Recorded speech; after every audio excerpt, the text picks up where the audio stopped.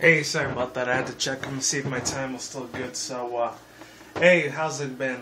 What's going on with it? Of course, once again, ladies and gentlemen, fanboys and fangirls especially, is the one, the only, of course, Mr. Criticism Guy 2009, aka Nintendo 23 2011, and, of course, Nintendo Anime Manga Guy 360. I know it's been a good 3 weeks since the last times you guys saw me.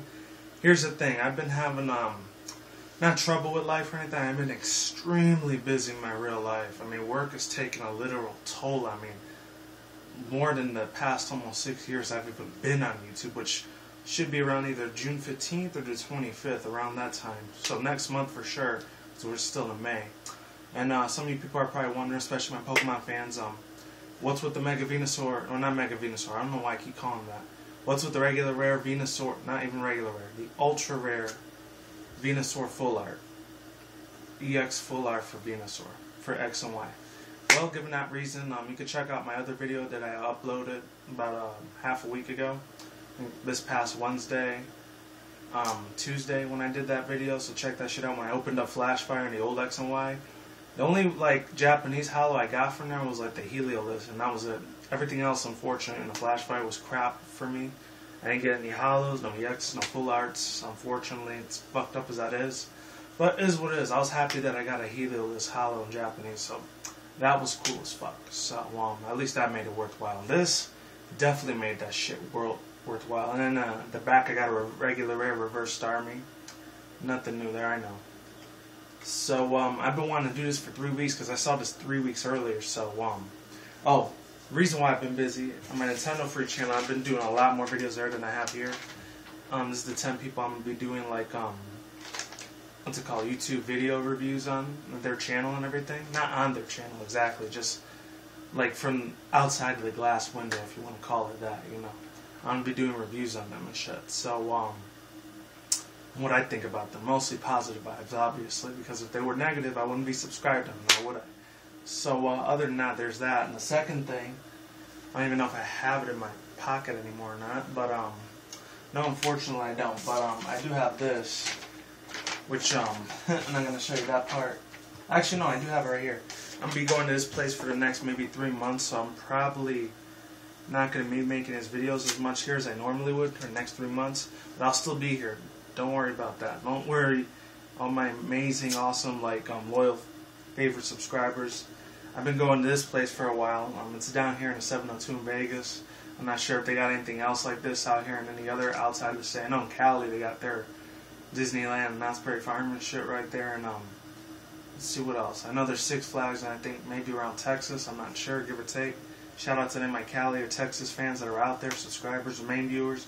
You guys are awesome as hell. I love every single one of you. No homo if you're a guy, but if you're a girl, awesome. Definitely gonna hit me up. Oh, and I'm wearing this really old ass shirt. I haven't worn this one. It's so fucking long. I think 2010 or 11 was like the last time I wore this shit. So 3.5 years. I don't know. So there's all that shit out the way. Oh, and I've been going to this place for the past 2 months. Selling a lot of my old shit since Craigslist sometimes hasn't worked out for me. eBay's worked out for me a lot better. So I'm still on there if you want to check me out. The Super Pawn thing. I know sometimes they rip you off in a couple things, but shit is fucking awesome as hell. I love the hell out of it, for real. Super awesome. So, highly recommend that shit if you want quick cash or need some extra change. I mean, I know I'm doing financially well with my 2 jobs, which is awesome as fuck, but it doesn't always hurt to have extra money, you know? But anyways, without further ado, without that super long ass 6-7 minutes of me stalling, let's begin this movie review. I'm only going to go into most of the really good ass shit that I really didn't get to talk about. Oh, as far as Transcendence goes, unfortunately I didn't do a movie review on it. Unfortunately, I'm probably not going to do a movie review on it.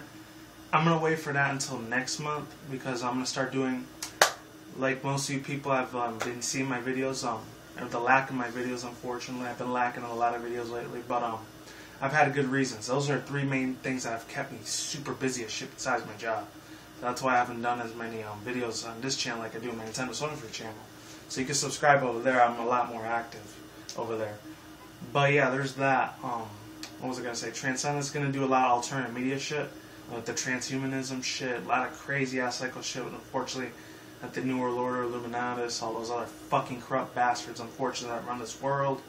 I'm going to be talking about that shit once again next month. That will definitely pick up. I got at least 100 things I want to talk about, so that video is going to be at least give or take 1 or 2 hours when I talk about that video. So definitely stay tuned for that video next month. I will be putting there. And yeah, without further ado, let's begin. So let me play this thing and let the good times fucking roll. In the words of some 70s, 80s band, I don't know. So the Amazing Spider-Man 2, starring, of course, Andrew Garfield, Emma Stone, Jamie Foxx, Paul Giamatti, Sally Field, I think that's what her name was. Correct me if I'm wrong. I think she played Aunt May, and a shit ton of other people. I think Dane DeHaan, which I really wasn't crazy about. Going into this movie, I actually thought he wasn't gonna be a really good ass fucking Green Goblin.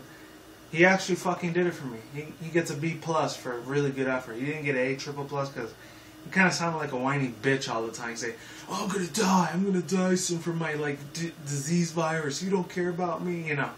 He sounded like a little fucking pussywug kind of motherfucker. But when he turned into the Green Goblin, I was very surprisingly, mind-blowingly impressed. Because in the original Spider-Man, the one that I saw, like growing up as a maybe not a '90s kid, maybe a 2000s teenager at that time, James Franco did a really fucking good ass fucking job as a Green Goblin. You know, he was just fucking spot on, amazing. Even that other guy, Willem Dafoe, which I would never thought in a million years he'd be in a video game, which was last year, when he did Beyond Two Souls and shit. He did a tremendous job acting there too, even though he did all crazy psycho shit. I actually found out on the Wikipedia he was from fucking Wisconsin. Whoa, very random there. I always thought he was like Canadian because he kind of had like an accent to him, but he was Wisconsin the whole time. I thought it was right next to Canada too. So shout out to you people, anybody watching Canada, Wisconsin, anywhere around the world. Thank you for your time. As long as you're not a troll, shit, you're cool. You're cool with me. So yeah, other than that, I'm gonna get to the meat of the spoilers. By the way, this is gonna have a shit ton of spoilers, so I'm sorry if I ruin it for you guys. Obviously, the biggest spoiler being, I know you haven't seen the picture of it yet, unless you have. Gwen Stacy, obviously played by Emma Stone. She dies, and the reason how she dies, and like the way that she dies, is different from the comic book series. Because I never really grew up really watching the comic books. I usually watched a lot of the cartoons, even from the 70s and 80s, even though I wasn't born then until like the 90s, obviously, like late 80s, early 90s, because it was 89. Yada, yada, yada. No, I'm not going to get into that shit. But, yeah, I guess in the comic book edition, because I just did my own little research for it, she actually gets her neck snapped in half or something like that. Once her neck snaps in half, that's like how she dies in the comics. But in the movie edition, the one with Andrew Garfield and Emma Stone, which crazy as shit to believe they're actually dating in real life, which is of course the real name's Emma Stone and the other guy Andrew Garfield and shit. You know, they actually date each other in real life, which I had no fucking idea. Which I don't really care for too much in a personal life. I could give two shits and a fuck about them in real life, but in the movies, that's where they really shine. That's really the only reason I care about them now. I mean, I'm not trying to sound like a fucking asshole in that. I'm not saying, oh, I'm jealous because they got $1 billion trillion and I don't. I can honestly care about money either. It's not a fucking problem with me. But that's going to personal territory, so I'm not going to talk about that shit. Let's get on to the movie review. So, yeah, fucking, what's her name? Gwendolyn Stacy, the way she dies is that she smacks her head in the fucking concrete and boom! Just smacks the living bejesus out. She starts bleeding like fucking crazy, and it's PG-13, so they're not going to show a lot of blood, guts, and gore. They're just going to show maybe small little cut stains of blood, and that's probably it. And they did usually do that most of the time. And it's sad, you know. So some people in my audience are actually crying and shit like that. That was funny. But yeah, other than that, that was really fucking cool. I liked it. It was really enjoyable, you know. I didn't cry because I didn't grow up reading the comics. I mean, I did watch the cartoons from the 90s when they used to show it on Fox Kids and shit like that. Yes, I know Fox. A little alternative mainstream media bullshit, I fucking know.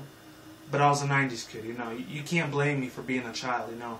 I was extremely brainwashed back in the day. And not until I was about 13, 14, the early mid-2000s, that's when I started waking up. So, as far as all my alternative media conspiracy theorists, don't hate me. I'm just saying, you can't blame me. I was like, what, 6, 7 years old? I didn't know any better, you know? Until I was about a good 13, 14, that's when I started learning what Illuminati and all that crazy shit was. Before that, I had no clue. You know, you can't blame me. But other than that, yeah, I was really into that. Teenage Mutant Ninja Turtles, X-Men, the Wolverine shit, you know, the cartoon edition, you know. But other than that, sorry if I'm itching a little bit too. I don't know what's up. Kind of had a rash the past couple 3 weeks. That's why I haven't been doing videos lately either. It's another reason, unfortunately. But yeah, other than that, let's keep it moving. After she dies at the end, like spoiler alerts, he ends up retiring for a good 6-7 months, and then he comes back as Peter Parker, ends up coming back as Spider-Man again, and then they show Paul Giamatti and like Spider-Man right around the time they're about to fight. Boom, there's a black screen. So I guess there's gonna be like, I don't know if it's gonna be another prequel or sequel like the Sinister Six. I know it's supposed to be a movie coming out now. I don't know if it's 2016, 2017. So by then I'll be either 28, 29. So I'm gonna be old as fuck by then. But other than that, let's see. And no offense to anyone that's in their 30s. I'm just saying. I'm just putting it out there. It's not that fun for me. But yeah, let's keep it moving. Jamie Foxx, as you saw already in this little slideshow, I thought he was tremendously phenomenal. Amazing fucking actor. One of the few really awesome African American actors that are really out there. You know, I could mention Denzel Washington, Chris Rock, freaking who else?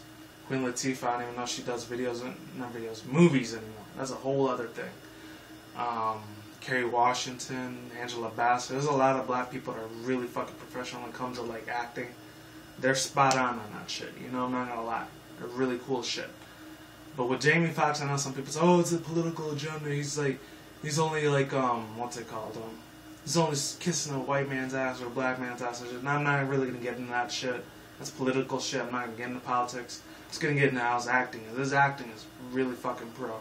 He's been doing this shit since the '90s, since around the time Denzel Washington did shit. But I actually found out on WatchMojo.com. I know they're a really big ass YouTube site, so I'm not giving them any shout out. They already have a 4 billion freaking subscribers. A lot of people are not very familiar with them, so you can check them out if you want. But yeah, fucking Denzel Washington actually got started in the '80s with this show called St. Elsewhere, which I had no idea that even existed. Of course, I wasn't born until '89, so I had no idea what the fuck was going on, because I think it started at 79 or 80, so he was really young back in the day too, so I had no idea he started his show, like his career on the show, and then he ended up getting the movies in the '90s and all the way to now in the 2000s.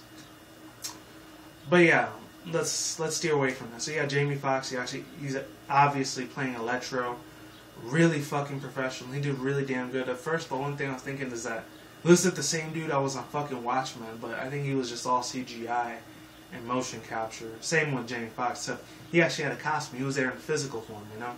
It wasn't no hologram thing, you know. But other than that, he ends up teaming up with Dane DeHaan because he really wants to kill Spider-Man. I remember that one little scene where he says, "Let's go catch us a spider. Let's get our revenge on what he's done to our lives," you know. You know, they pretty much they're bloodlusting over Peter Parker, aka Spider-Man, played by Andrew Garfield. He plays both the characters. That one little concept, I really like that one area. Besides the big giant fight with Electro and Spider-Man, he dies. I'm not sure if Electro dies permanently or if he comes back in a Sinister Six. I'm really not sure ever at all. But with Dane DeHaan, he's probably gonna come back again if he comes back into the Sinister Six, because they do show like a little ending sneak peek of what might to come, what's to come in the future. I don't know. I'm just saying. So they're probably going to make the Sinister Six shit eventually soon. In about like 2016, 2017, I don't know. Probably around the same time either Avengers 2 comes out, Age of Ultron, or what's it called? Superman vs. Batman, which later on ends up being the Justice League later on. Which I'll be fucking well in my 30s by then, but hey, it is what it is. But other than that, what else can I say? That fight was epic as shit. Of course, it leads up to the one part where Gwen Stacy dies in that clock tower when Peter Parker, aka Spider-Man, fights Dane DeHaan, which is played by Harry Osborn, which is really Green Goblin, obviously. Let's get back all the way to the beginning. So in the beginning, like, it pretty much shows like Peter Parker's parents die or whatever, Richard Parker, and I forgot the wife's name. I think her name was Emily Parker or Emma Parker. I don't fucking know. They die, and this one secret agent dude, I think they work for S.H.I.E.L.D. or something like that, but I wouldn't be surprised because they're both owned by Marvel and shit like that, S.H.I.E.L.D. Same thing with the Avengers and Spider-Man, they're in the same Marvel universe, but except Sony has the rights to this one instead of Fox, 20th Century Pictures, I don't know, 21st Century, whatever. Other than that, shit looks crazy as fuck. I know it looks super fake with the airplane crashing and shit like that, but it was okay. I'll give it a pass, you know? But what happens after that's a little bit crazier. After that, later on within the concept of the movie, I love that amazing concept how Peter Parker, aka Spider-Man, he finds out like the secret little hidden base area. Like somewhere in New York City, this abandoned like subway station, which is like a secret organization thing, where he finds out that his father, Richard Parker, was working for Oscorp, and he used to work with like Harry Osborn's father, which was I completely fucking forgot his name. Shit. Yeah, like a disease virus or some shit like that. I don't fucking know. I have no idea in the slightest, you know? But yeah, he was working on like these mutated things and like these mutations and experiments that were legal, then they become illegal at first because like Harry Osborn's father, which I forgot his name, is Mr. Osborn, was called Not Senior. He ends up like framing Richard Parker, which is Spider-Man's dad, and like he ends up like having like a warrant for his head or some shit like that because he stole secret private information from Oscorp that he wasn't supposed to do. And I guess that's what leads to the beginning when he go off the airplane when they try to kill him and shit like that, or like they're trying to get the experiment back. But he like he puts his own blood within like the mutated like chemical things or whatever for Spider-Man blood or whatever that turns people into mutants and shit. So that's what Peter Parker finds out. So in a way, his father's blood's still running through his veins. As crazy as that shit sounds, it sounds epic as hell. Disgusting, but epic, you know? Because, you know, he's still a part of Peter Parker, you know? There's still, like, Peter Parker still has something to hold with his father, you know?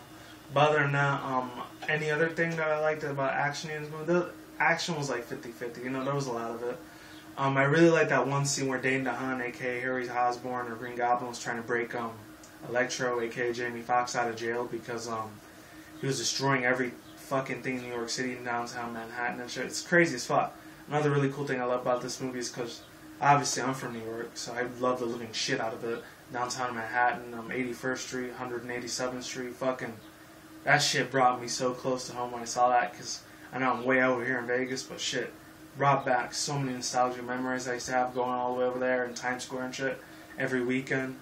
Fucking epic. I used to love the shit out of that. Shout out to all my East Coast New Yorkers that are watching this shit. Love you guys. You're awesome as shit.